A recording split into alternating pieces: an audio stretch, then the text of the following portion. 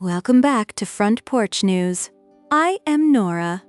And I am Edward. Today we are doing another off-cycle episode in our What's Really Going On With series.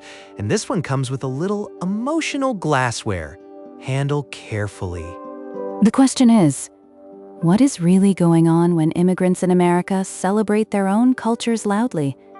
Indian festivals in a suburban park, Chinese New Year parades, Hispanic families playing music outside, stores with signs in another language, neighborhoods where the food, the clothes, the music, the religious traditions, and even the rhythm of the street feel different from what some Americans grew up with.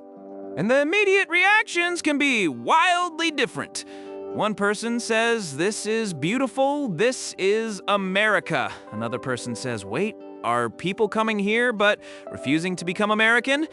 And another person says, "I came here and worked hard to fit in, so why is everyone suddenly telling me to perform my roots?" That is the fine line today. We are going to talk about assimilation, cultural pride, discrimination, fear, gratitude, and the very human need to belong without being erased. Ground rule at the top. This episode is not a permission slip for hate. It is also not a lecture telling Americans that every concern they have is bigotry.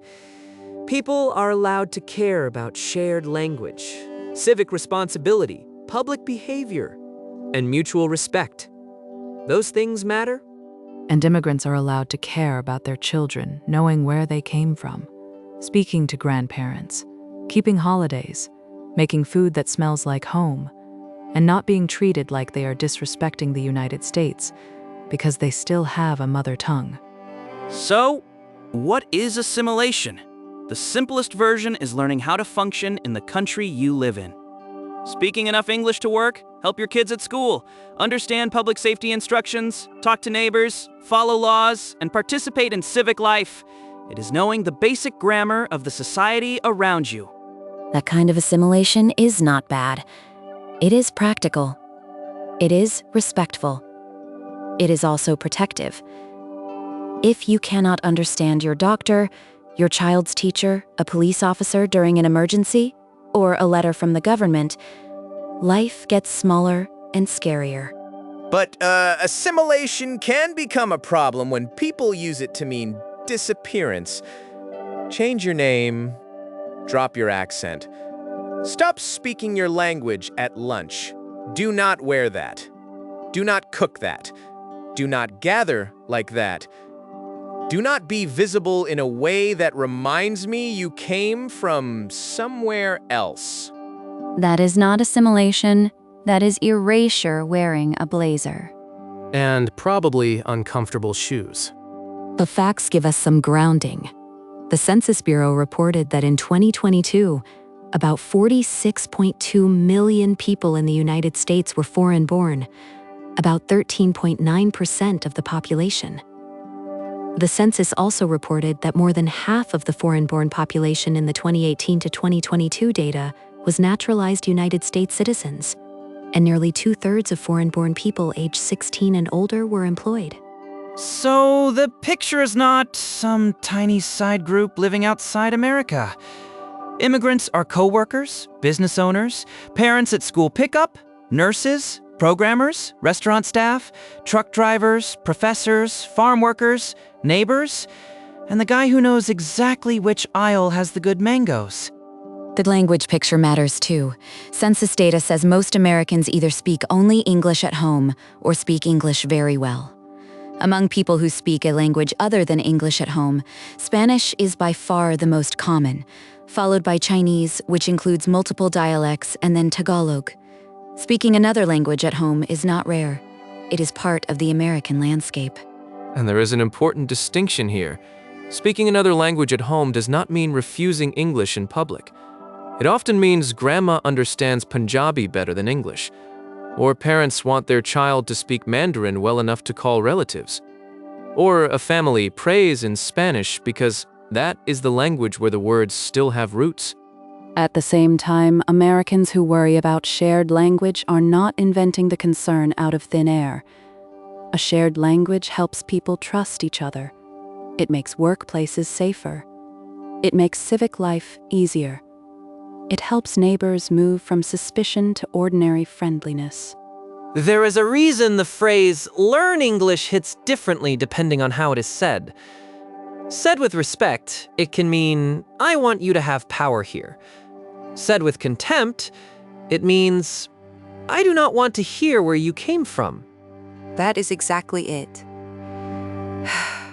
And immigrants can feel the difference immediately. Let us bring in the American perspective first. Imagine a woman in Ohio whose family has lived in the same town for generations. The factory closed. The main street changed. The grocery store now has signs in Spanish and Hindi. Her kid's school sends home translation notices. She hears fireworks for a festival she does not recognize. She feels like the country is changing faster than anyone asked her permission for. That feeling is real. It is not automatically hateful. Rapid change can make people feel disoriented. Culture is not just politics. It is memory. It is church suppers, Little League, 4th of July, familiar music, familiar accents, familiar manners. When those things feel like they are slipping, people can grieve. And if politicians, media, or social media influencers take that grief and point it at a family celebrating Diwali, or a Chinese grocery store, or a Mexican restaurant with a line out the door, then grief turns into resentment. But the immigrant family did not close the factory. The neighbor speaking Spanish did not write the housing policy. The Indian engineer wearing a kurta at a community event did not make your rent go up.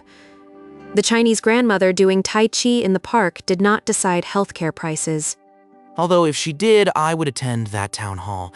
She seems organized. The ordinary American concern should be heard, but it should be aimed at the right questions.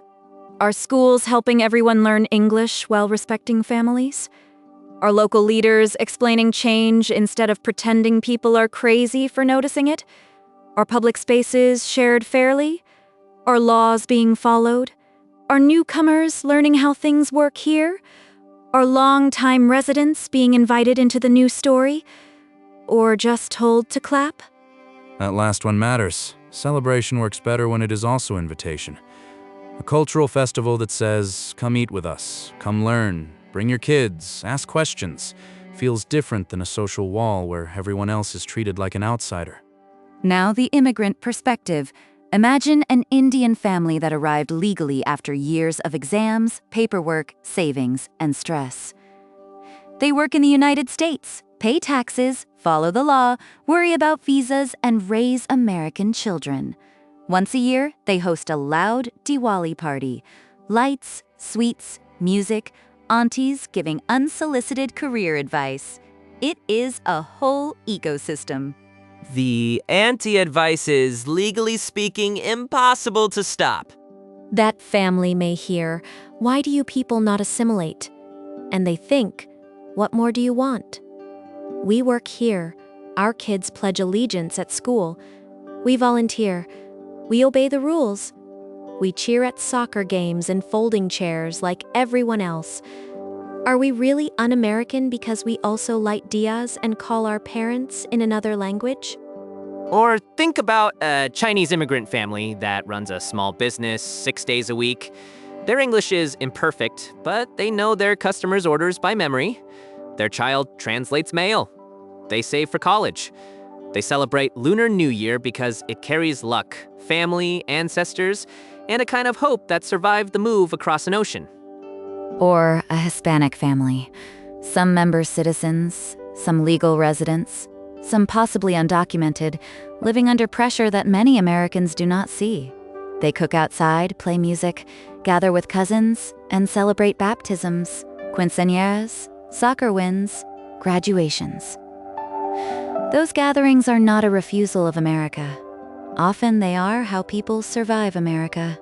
And we should say this carefully. Legal status matters in law.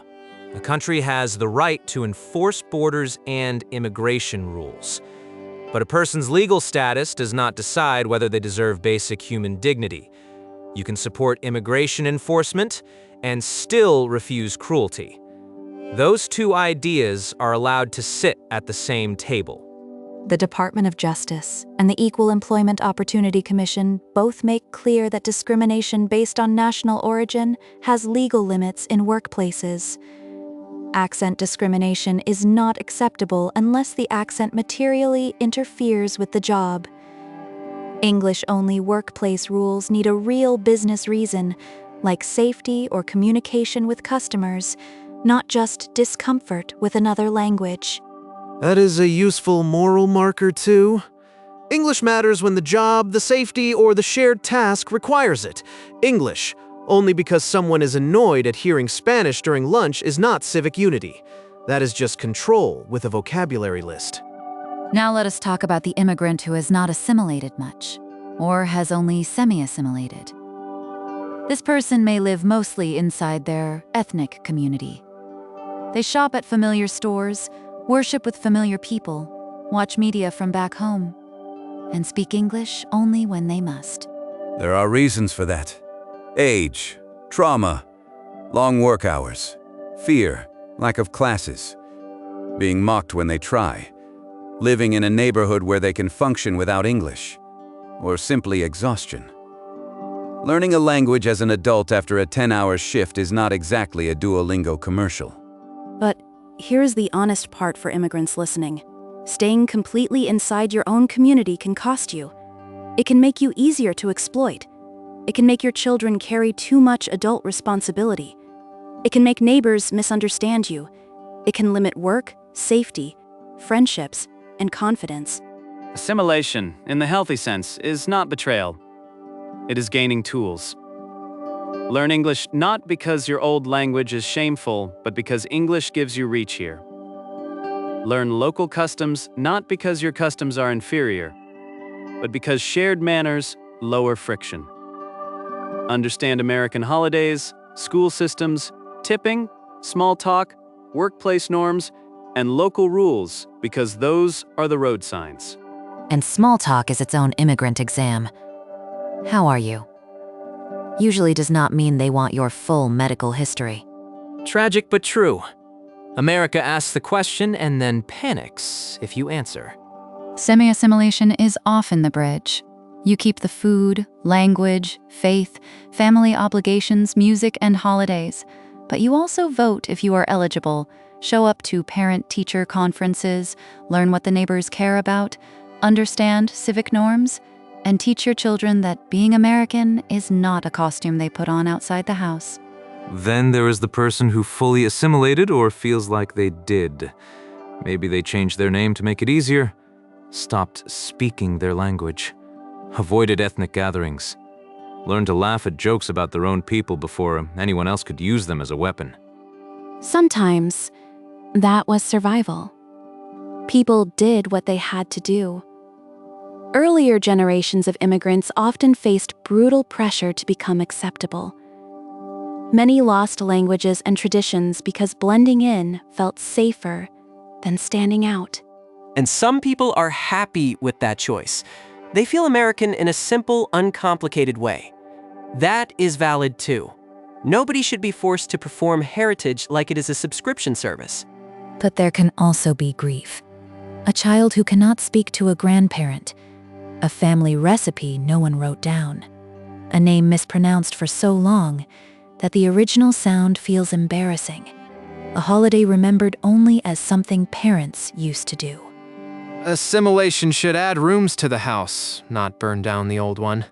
Porch Research Center has found that identity shifts across generations. Among Asian Americans, newer immigrants are more likely to describe themselves by ethnicity, while later generations are more likely to use American identity. That is normal. Time changes people. Children grow up between worlds and build something new. Poe has also documented the forever foreigner experience among Asian Americans, where people born or raised in the U.S. are still treated like visitors.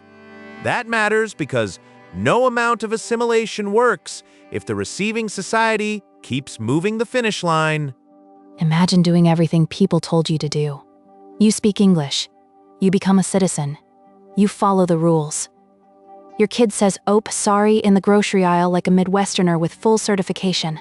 And someone still says, "Where are you really from?" At that point, the problem is not assimilation. The problem is a locked door. So what does healthy coexistence look like? First, immigrants should learn the shared civic language and local norms. Not perfectly, not without accent, not overnight, but earnestly. This is respect. It says, I live here, and I want to be part of the common life. Second, Americans should not mistake cultural visibility for disloyalty. A sari, a lion dance, a Spanish hymn, a halal grocery store, a Telugu movie night, a quinceañera dress, a Chinese school on Saturdays, a cricket match in the park. None of that is an attack on the flag. Third, public celebration should be mindful. Loud music at midnight is not cultural pride. It is a noise complaint with rhythm. Respect goes both ways. If you are new to a neighborhood, learn the local rules. If you host a big festival, communicate, invite, clean up, and make room. And if you are the neighbor, maybe walk over before you rage post. Ask what the celebration is. Bring cookies. You may leave with samosas, mooncakes, tamales, or enough leftovers to alter your weekend. Fourth, institutions matter. Schools should teach English strongly while respecting home languages. Workplaces should require English where the job needs it, but not police lunch conversations. Cities should support cultural events while keeping public safety and shared space clear. Fifth, immigrants should not teach their children contempt for America. This country is imperfect, and people are allowed to criticize it. But if you choose to build a life here, gratitude and responsibility matter. Teach your children your heritage, and also teach them the civic story they are now part of. And Americans should not teach their children contempt for immigrants. Teach them that people can arrive with accents and still be neighbors. They can cook differently and still respect the country. They can love India, China, Mexico, Guatemala, Colombia, Korea, Nigeria, or Vietnam, and still become deeply American. Here is an anecdote I keep thinking about. A school has an international night. At first, some parents grumble. Why are we doing this? Why not just a normal school event? Then families set up tables. Indian parents bring snacks. Chinese parents write children's names in calligraphy. Hispanic parents bring music and pictures from home. American-born parents bring apple pie and local history. Kids run from table to table with paper passports. And no one loses America in that moment. America gets bigger. Another one. A neighborhood has a loud festival every year, and the first year people complain. Parking is chaos. Music runs late. Trash gets left behind. The organizers listen. The next year, they post notices, end the music earlier, arrange volunteers, invite neighbors, and explain the tradition. Complaints drop. Attendance rises. The same event that felt intrusive becomes part of the neighborhood calendar. That is not magic. That is consideration. Consideration is underrated because it does not trend well. And one more. A second-generation kid feels embarrassed by lunch from home. The smell, the container, the comments. Years later, that same food is trendy downtown for $18 a bowl. The kid has to decide whether to laugh, cry, or invoice America for emotional damages. I vote invoice.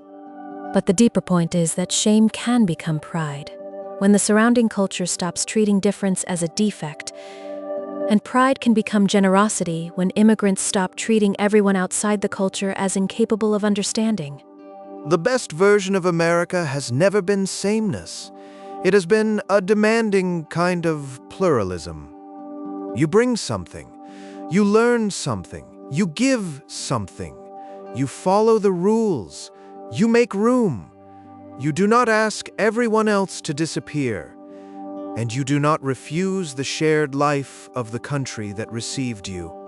Assimilation is important. Cultural memory is important. English is important. Home languages are important. Law matters. Dignity matters. Safety matters. Celebration matters. None of these have to cancel the others. The bad version says, choose one. Be American or be who you were. The better version says, become American in a way that makes you more responsible, more connected, and more generous, not less yourself. And to Americans listening who feel unsettled by change, you are allowed to ask for shared language, respect for laws, and care for local customs. But do not let fear turn your neighbors into symbols. Meet the person before you judge the parade. To immigrants listening, you are allowed to keep your roots, but do not confuse isolation with pride. Learn the country, respect the neighborhood, let your children belong here without making them feel guilty for it. To the people who assimilated so completely that they lost pieces of themselves, you did what you needed to do. And if you want to reclaim a language, a recipe, a song, or a holiday, it is not too late. Roots are stubborn. Sometimes they wait quietly. And to everyone, hate is the laziest answer.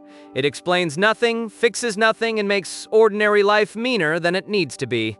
What is really going on with assimilation is this: America needs a shared civic life, and America also needs room for people to bring their full humanity into it. The work is not choosing between belonging and difference. The work is making belonging strong enough to hold difference. That is what's really going on with assimilation, culture, and belonging. I'm Edward. And I am Nora. Learn the language of your neighbors, even if that language starts